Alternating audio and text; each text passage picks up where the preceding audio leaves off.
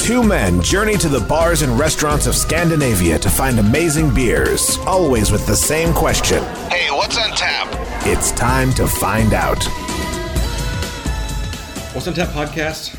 Once again, I'm your host, Stefan, and today I am once again joined by Martin. Woohoo! Welcome. Thank you. And you were kind enough to bring a couple of beers to the show today.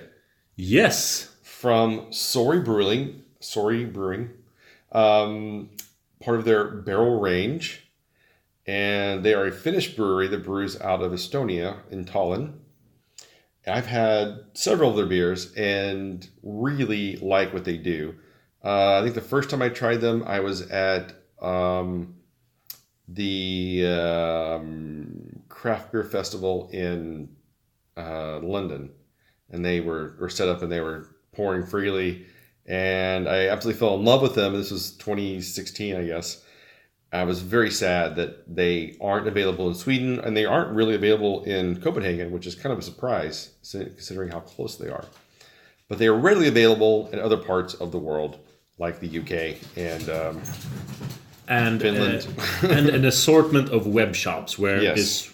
where I got these two. I really like this brewery. I've visited their tap room in Helsinki. Like you said, they're Finns who went over to Estonia to brew, and I heard the backstory where actually a lot of Finnish brewers went over to Estonia because it's so close. Tallinn and Helsinki are a surprisingly short distance away from each other. So they're really, really close. Really, really close. So when Finland increased the rules and regulations for microbreweries, and they made the legislation too hard to bear. Mind you, it's still easier than in Sweden. A lot of these Finnish brewers, they just went over to Estonia, brewed, and started their breweries there, physical breweries, not even contract brewing, and brought all of their beer back. They print their story on the label. Two Finnish craft beer rebels, Piri and Heikki, Heikki. Heikki, voted with their feet against the ludicrous legislation and started the crowdfunded brewery in Tallinn, Estonia, on a mission to brew beer without compromises. Nice. Yes. So we are trying the Parento from 2017. We have two versions. One is the limited release wee heavy aged in port wine barrels, and the other is the whiskey barrel aged edition. Yes. And we have the Parento, which is a port wine barrel aged, is a monumental wee heavy aged to perfection in port wine barrels for 12 months. Decanted caramel sweetness, cut with oak and notes of port wine. Luscious brew, suitable for slow sipping.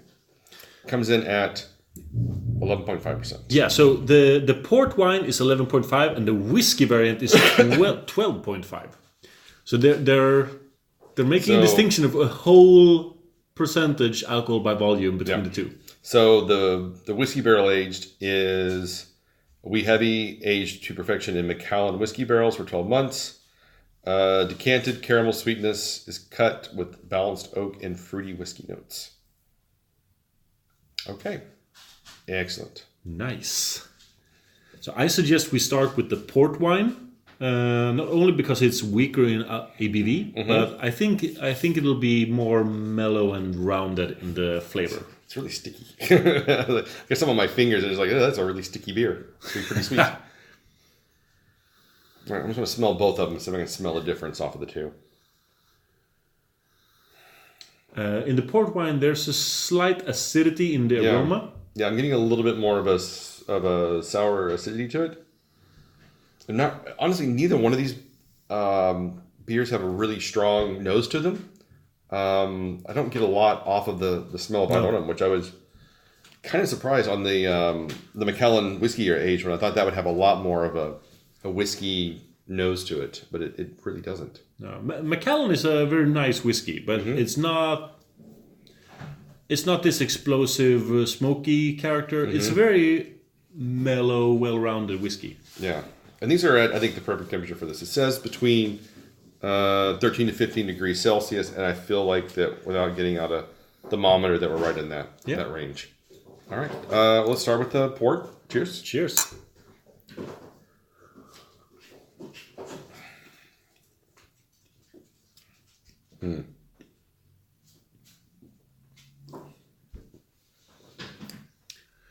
So the very first flavor is like a Flemish red. Yeah. There's a little bit of acidity, a little bit of nail varnish, but each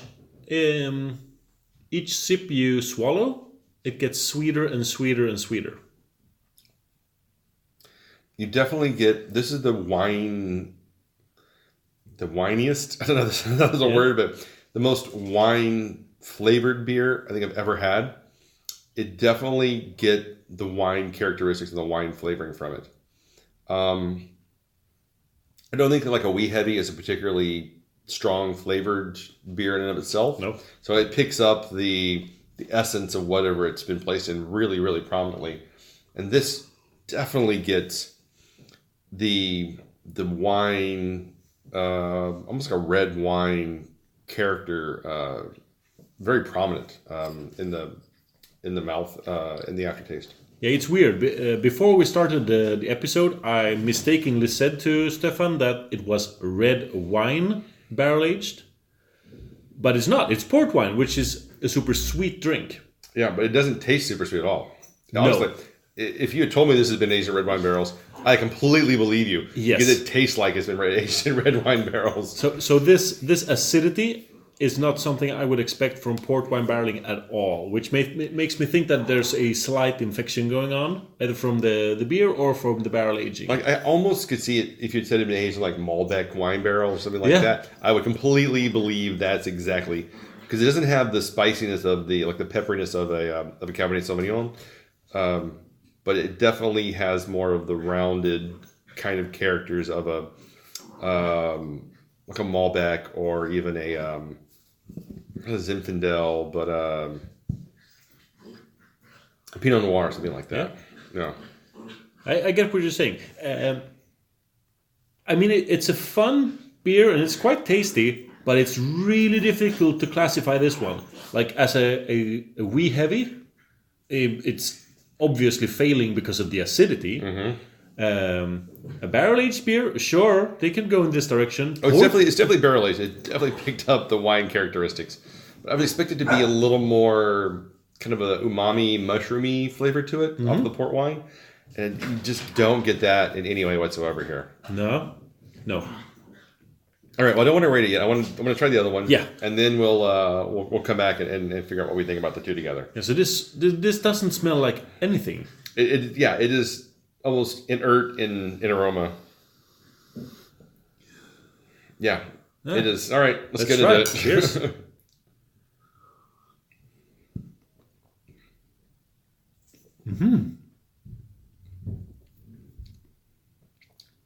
Okay, so this has none of the acidity. It has none of the nail varnish.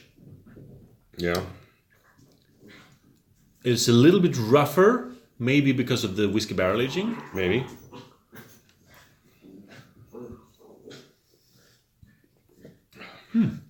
But I don't get a lot of the whiskey barrel aging off of this. I would say in the aftertaste, I do feel it. Yeah. But I'm not getting a lot of the oakiness like I would expect off of it. No. Because when I think about something like a Backwoods Bastard, which is kind of it's a wee heavy with aged in whiskey barrels. Yeah, bourbon barrels. Barrels, right? That is just amazing. Like the really prominent, bourbon whiskey flavor comes through on that. But I'm not getting a lot off of this. Not necessarily the whiskey. It's not a whiskey bomb, but no. I think this is a really nice beer. I really do. When comparing them, now I think the port wine is too acidic, and the whiskey barrel-aged version is very well-rounded. It has a lot of sweetness in its base. I get a little bit of raisiness off of this, off of the whiskey barrel one.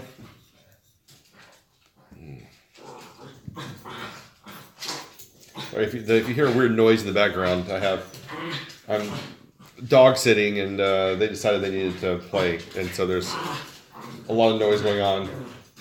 I think the listeners were just assuming that it's me making noises while enjoying beer. Probably. We have heard those noises before with you enjoying beer, so it would not be a surprise. That's a typical beer enjoyment noise.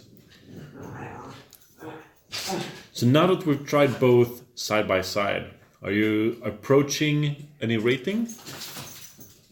I am. I don't think you're going to be happy with them. I'm just not loving these. I really want to love them, but I'm not feeling that the barrel aging. I think that the problem is the Wee Heavy itself is not that strong of a base beer to support the barrel aging process that I went through. Oh. So it doesn't.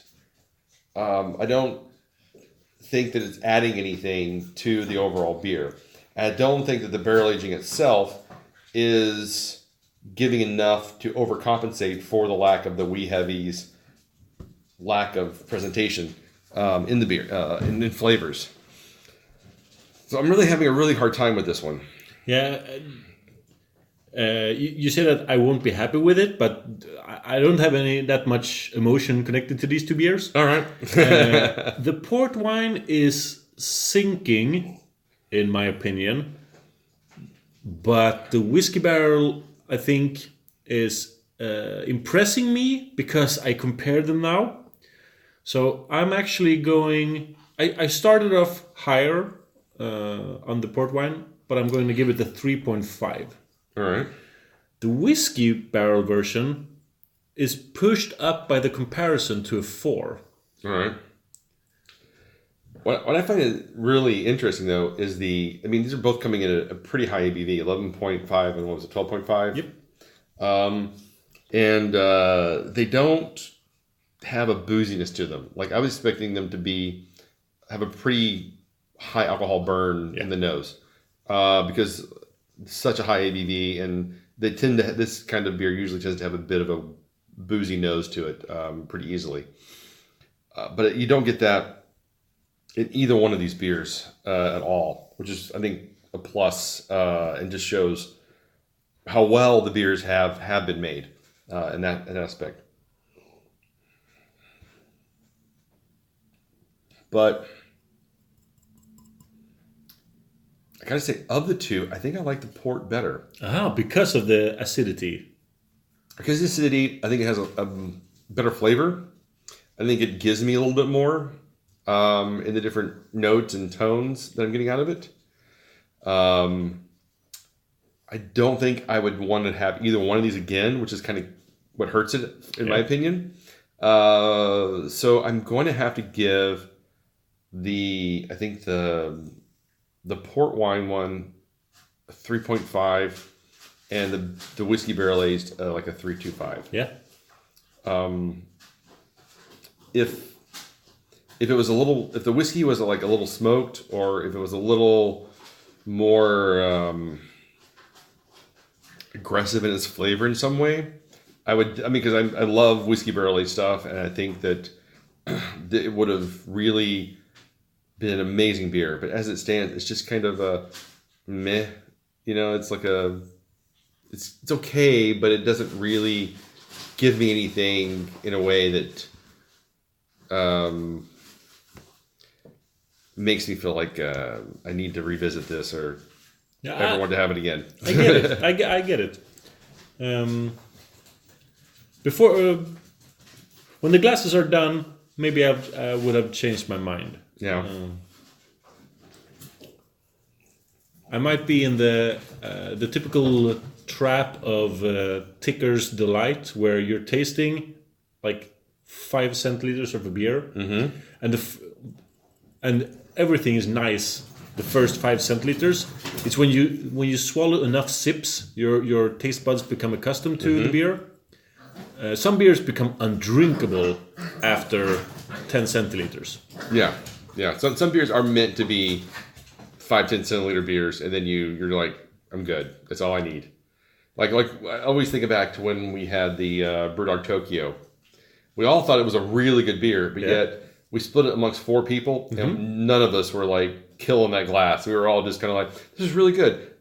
But at the same time, we were like, I feel like I've had too much at this point, amongst the 33 cylinder bottle, split amongst 4 people, which is like nothing. So I've heard some serious beer raters, experienced beer raters say, I love this beer, but I've had enough of it now. Yeah. Like, you have 5 centiliters. How can that be enough? Then it's not a good beer. I mean... Well, I think okay, so you could have things like an aperitif, right? Yeah, an aperitif is, you just need to have it's like 2 or 3 sips, and that's what it's really meant for. And I think there can be beers that are just like an aperitif beer. It's like, you don't need... Like, Brewdog does a thing where they're selling the 25 cylinder bottles of like Hop Shot and Techno-Nuclear Penguin and Sink the Bismarck, things like that. Like, you don't need a 33 cylinder bottle of that. You really just need a shot glass of it. And that's really all it's meant to be, is a sipping like kind of beer. And I think there are certain beers that you can have, like, it's just a small sipping meant to be a taste kind of sensation. And then you move on and you have something else that's meant to be quaffed in large quantities, like a lager or like an IPA or something like that. But I think this falls into that a little bit goes a long way kind of profile. Unfortunately, a little bit doesn't really give you a lot to begin with. And you think like, well, this is 12.5%. This is just going to get me fucked up. Yeah. This is all this beer is doing at this point, because I'm not overly enjoying it. It's not giving me a lot of flavor. And if I just had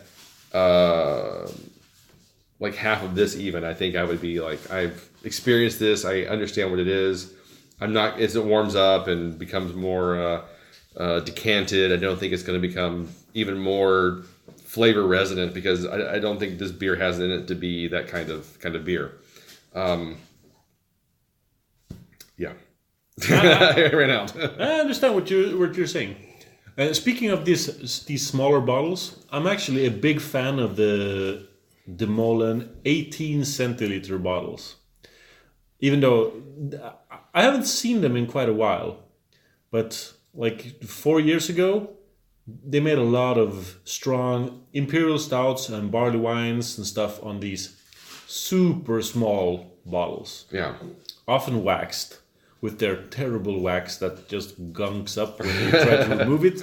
But that's neither here nor there. But more breweries should release beers on 25 centiliter bottles or even 18. Because for a lot of these super heavy imperial stouts or super heavy any style, those bottles are enough. Even sharing with another person. Yeah.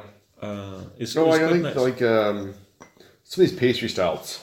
Like, I would love to drink like a Marshall Zukov, but I don't want to invest in a bomber bottle of Marshall Zukov to drink on a weekend. I want to enjoy it, and then like if it came in, like I said, at 25 cylinder, that'd be perfect. It's more than enough for one person to enjoy on their own. Yes. A bomber is, oh my god, that's a lot. Yeah, it's or meant even to be shared, amongst a lot of people. Yeah, or even a 75 centiliter bottle of heavy imperial stout.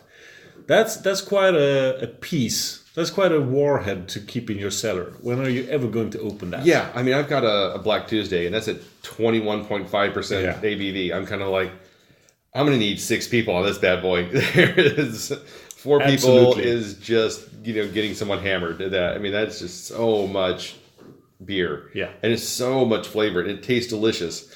And you want to drink it, but at the same time, you're kind of like, oof, that's a tall order to fill. I think these are both interesting. I thank you so much for bringing them and letting me try them. I just wish that it had I wish the Wee Heavy base beer was a better beer. Yes. And it was able to give more flavoring. And then I wish that the whiskey barrel aging had a stronger whiskey barrel aged flavor to it. Same thing with the port wine. The port wine just, like I said, tastes of red wine. It doesn't have the port wine flavoring like I thought it would. And I was expecting it to be a lot sweeter than what it is. Yeah, I did as well. Speaking of this, when you mentioned the base beer, I checked it out earlier, and these are the only two versions that exist of this beer. Okay. So there is no base beer, and I feel like this is a new trend within microbreweries where, like 10 years ago, any time you had a whiskey barrel aging or a wine barrel aging, the breweries always released a base beer to go along with it. That was like that was the thing you did, especially if you made like 6 or 7 different, like some Mikkeller were good at that, and so they would release like George, and then they would do 6 versions of George, but you'd always get the base to start with, and then you would have all the comparisons to go against. Exactly. And then some microbreweries started making one-offs with like a special name. So this is the coffee, cocoa, bourbon, whatever. Yeah, sure, that's a specific thing that exists. But now we're getting these, when it feels like a range of beers. This is only 2, but there are more examples where there's like a rum, a whiskey, a bourbon, a tequila, whatever. Yeah. And there is no base beer released. It doesn't exist. Yeah. I'm kind of missing those old days where you could have a tasting with all of these variants and the base beer. Yeah. The base beer was usually not as good as any of the variants, and I think that's why they stopped making it like that, because no one bought the base beer except for tasting it next to the variants.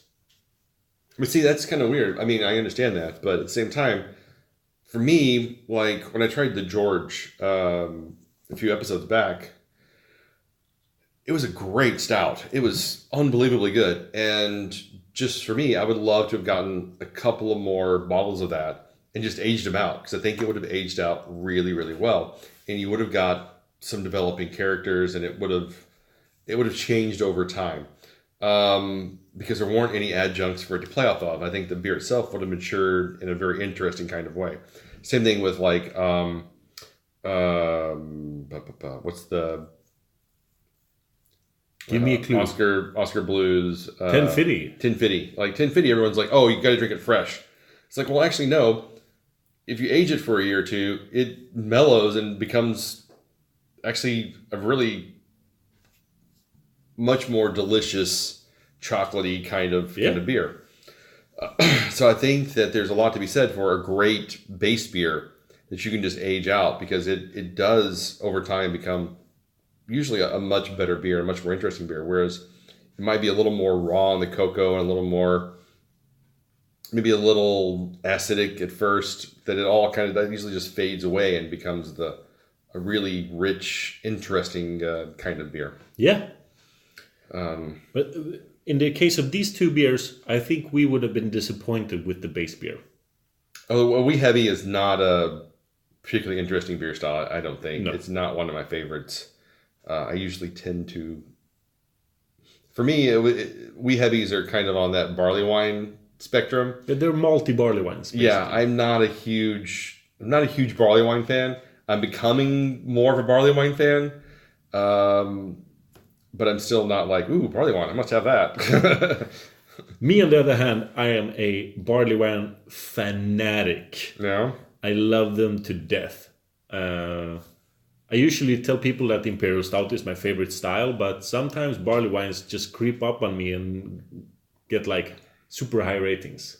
I'm becoming more of a barley wine fan in my older years, my reclining years, as they call it. Is it the sweetness that you don't like? I think usually barley wines are too raw when you first get them. Like it's too much, too many spices, and it's too sweet, and it's too aggressive. So I really like cellaring barley wines, because I think that when they get a few years on them, I think they become a much more rounded experience, where it's not flavors just fighting each other, and they're usually high ABV, so there's a lot of booziness on them, and everything tends to mellow out a lot more, given 2, 3, 5 years on them. I agree. Having said that, I had a reindeer fuel the other day from a Mager. Yeah. And it was really good. I was quite impressed by that barley wine. I was not expecting to enjoy it at all. But it was a year old at that point. But still, just really, really nice. An old staple of my earliest beer nerd years is having the Three Floyds Behemoth barley wine. Yeah. Both fresh and aged for like 5 years. Mm-hmm. And I loved both kinds. So the fresh one was, like you said, really raw. That's a hop-forward barley wine, so it's very aggressive. Mm-hmm. I think that's the American style of barley wine, mm-hmm. to just cram them full of hops. But it had so much flavor. It was one of my groundbreaking like wow moments. Mm-hmm. And then the 5-year aged one, the hops had disappeared and all of this caramelly maltiness had emerged. Mm-hmm. It's a great style. Yeah, no, like I said, I know a lot of people that hate barley wines. And it used to be one that I didn't really enjoy, but I'm starting to come around to it now. It could just be my palate's evolving and tastes are changing and whatnot. But I'm getting in the fan club, as it were. Yeah, maybe. So in the case of these Sori Parento 2017, it's a shame that the rarity and kind of the hype didn't live up to its name, but I'm glad we tried them. Me too. Their catchphrase here on the side of the bottle is "serious beer for not so serious people," and I like that. I do too. Honestly, I'm expecting them both to be a little bit sweeter. Yeah. I think that's what's kind of killing it for me a little bit. I do think that the port wine, the aftertaste is a lot more interesting and complex. You definitely get the wine notes and the wine characters and in it. I think that's why I'm enjoying it a bit more. And then the whiskey barrel age is still not giving me much of anything. All right. Well, until next time, you can find us online at what'sontappodcast.com, Facebook, Instagram, YouTube, Stitcher. I subscribe to the carrier pigeon service, but I'm getting like only half of the episodes. They get lost. They're not as reliable as they used to be, considering they've been an extinct species for 50 years or so. So it's a lot more difficult to get them out there, but we're working on it. Yeah, and like our genetic breeding labs are not really where they should be at this point. I'll be honest with you, but we're trying it out, man. We're going to get there eventually. And sometimes I'll get like a message from some World War I sergeant saying, "Help! We're being bombed in the Ardennes forest," and that's just awkward, man. It feels weird. Yeah. You're kind of like, I don't know what to do with this. I don't know what Ardennes forest is. This is just going to be this poor guy. Yeah. All right. Well, thanks for joining, and of course, keep drinking, you dum-dums. There you go.